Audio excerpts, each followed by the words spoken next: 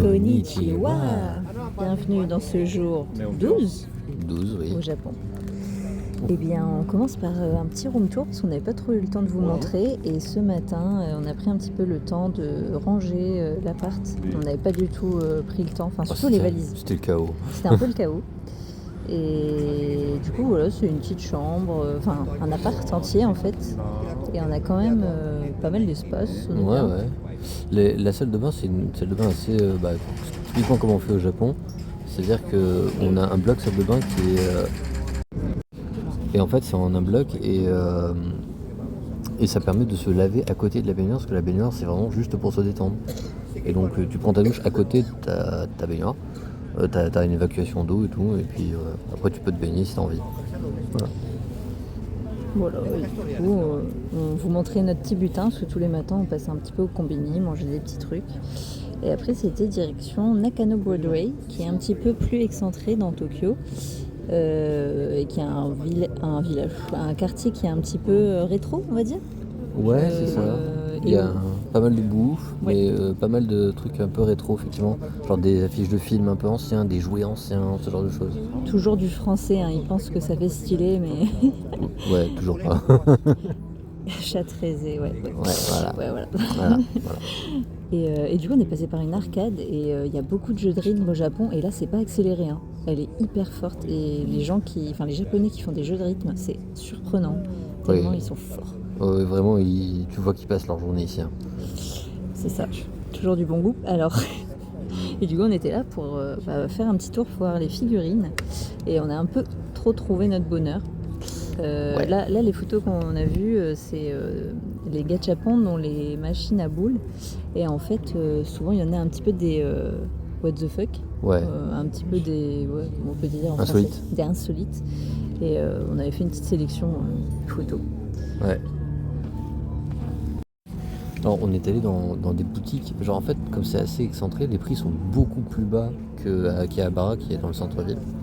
Mais par contre les boutiques sont toutes petites, enfin c'est à peine si t'as la place de te retourner vraiment. Ah ouais. C'est difficile de croiser, et en fait c'est des trucs, c'est un peu pas bric-à-brac mais un petit peu quand même. Un petit peu, genre les trucs sont tous entassés, t'as plein de boîtes, etc. Enfin, faut un peu fouiller pour trouver les bonnes affaires, mais on a trouvé des trucs vraiment à des prix intéressants, donc c'est cool. Ouais, bien 3 fois moins cher que... Ouais, pour certaines figurines c'est 3 fois moins cher. Ouais, c'est ça. Donc c'était quand même intéressant, ça sentait un petit peu le vieux des fois, il y a beaucoup de boutiques rétro, mais dans l'ensemble c'était quand même intéressant d'y aller finalement. Oui, surtout pour les bonnes affaires en fait. Ouais, c'est ça. Du coup, comme on était sur les heures du midi pour partir, on a mangé une petite pizza qui était dans le coin. Il y avait vraiment personne. Elle était plutôt ok pour le Japon, on va dire. Elle était quand même bonne, finalement. La pâte était bonne et tout. On en avait un peu marre des trucs japonais. Hein. Non, en vrai, non. Pas vraiment marre, mais c'est un peu par opportunisme. Et puis voilà, ça fait longtemps, ça fait plaisir aussi. Hein. Ouais, c'est ça, pour changer. Mais du coup, comme les pizzas étaient bonnes, on s'est dit, on va prendre un tiramisu. Et un café. Oh là là, mais quel enfer. Quelle erreur. Erreur fatale. Vraiment. Déjà, ça a doublé le prix de la note. Ouais. Les 2 desserts plus les 2 cafés, ça nous a coûté aussi cher que les 2 pizzas. Ouais. Et c'était dégueulasse. Ouais. Ah ouais, c'était horrible. Donc voilà, bon, on peut pas avoir de la chance à tous les coups. Hein. Ensuite, on est allé au musée des samouraïs. Grande samouraï. Là, on a un portrait d'une authentique samouraï. D'un authentique samouraï, de l'air Edo. De l'air Edo, effectivement, hein, quand le Japon était encore isolé. Avec un air constipé, mais... Oui, c'est ça, mais il faut pas les faire chier, hein, les samouraïs. Ah ouais, ça, il fait peur là. Là pas de transforme en sashimi. Hein. Mais ouais, du coup, ça complétait bien les cours d'histoire qu'on a eu hier avec le guide. Parce qu'en fait, on avait un petit peu un animateur, on va dire, du musée qui nous suivait salle par salle et qui nous expliquait l'histoire du Japon, l'histoire des armures, des samouraïs, ensuite des ninjas. Ouais. Et voilà, là apparemment les casques avec des choses un petit peu énormes comme ça, c'est surtout pour se retrouver sur le champ de bataille. Genre, c'est-à-dire que comme ça, tu pouvais reconnaître qui était où par rapport à ce qu'il y avait sur son casque. Et aussi, ce qu'on a appris, c'est que les moustaches qu'on voit souvent sur les armures de samouraï, elles sont là pour déjà pour le style et aussi pour essayer de faire, de faire vieillir la personne qui la porte pour lui donner du charisme un petit peu. Parce que en fait, on pouvait envoyer à la guerre des hommes japonais allant de 10 ans, à partir de 10 ans. Ouais.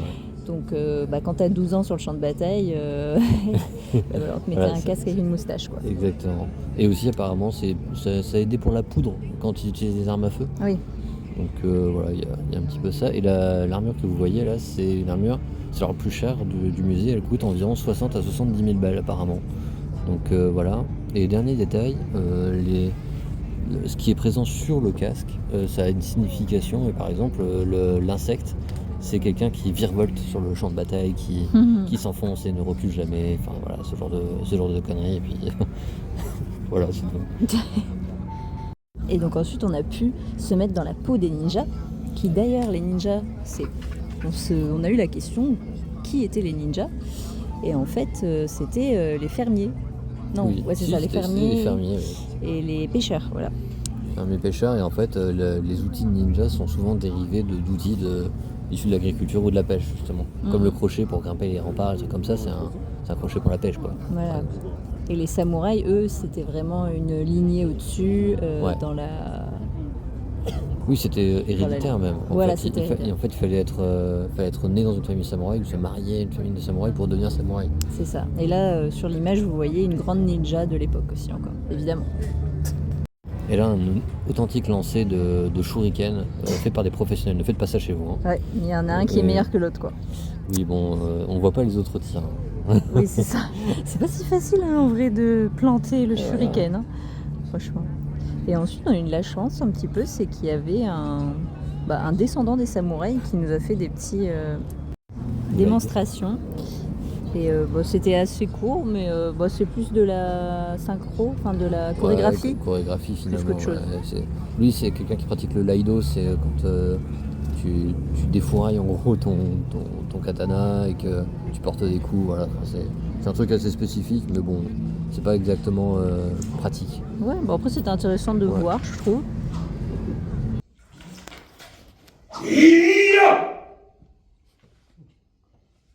Moi j'étais contente parce que j'ai pu tester le smoothie du 7-Eleven. Donc t'as juste un petit gobelet avec des fruits congelés, tu mets dans une machine et hop, tu peux sortir avec ton petit smoothie, ça coûte même pas 2 €. Incroyable la vie, quoi. Ensuite, on a décidé de passer la soirée à Akihabara. C'est le quartier un peu geek, électronique, tout ça. Et globalement, on a commencé par visiter un petit peu le quartier et aller manger. Oui, voilà. On est allé manger à un restaurant de gyoza. Les seisedamame, oh là là, dinguerie, même. Les gyoza, c'était super bon. Là, il y en a pour 1000 yens, ça fait... non, 1500. 1500. Ah, 1500, pardon. Ouais, parce qu'il y a plus de gyoza. Ouais. Mais il y en avait pour... Genre, ça fait quoi? Ça fait 8 €, 9 €. Ouais, c'est ça. Et tu manges bien, déjà.